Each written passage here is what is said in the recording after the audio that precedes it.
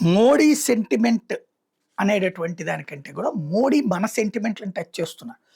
ఏదైతే సుదీర్ఘ కాలం పాటు ఈ దేశం మీదకి దండయాత్రలు చేసి, ఈ దేశ ప్రజల మాన ప్రాణాలు దోచుకుని, సంస్కృతి విధ్వంసానికి పాల్పడి, ఆలయాలను విధ్వంసం చేసి, హిందుత్వ నాశనానికి కారణమైనటువంటి రాజుల పేర్లు మన ప్రాంతాలకి, మన ఊర్లకి, మన ప్రదేశాలకి, మన వీధులకి పెట్టి, మన చేతనే అక్కడ ఒక రకమైనటువంటి బానిస బ్రతుకుల్లాగా తయారు చేసినటువంటి స్టేజ్ నుంచి ఇప్పుడు ఆ పేర్లని బీజేపీ పాలిత ప్రభుత్వాలు మారుస్తున్న నాలాంటోడు సుదీర్ఘ కాలమైనటువంటి కళ నెరవేరింది.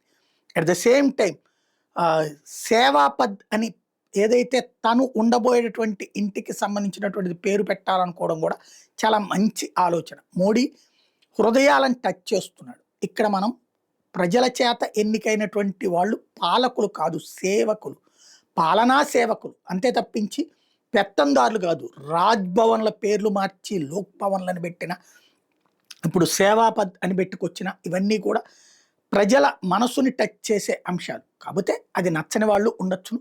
అది వాళ్ళు బ్రిటిష్ మానసపుత్రులు కాబట్టి మనం ఏం చేయలేము.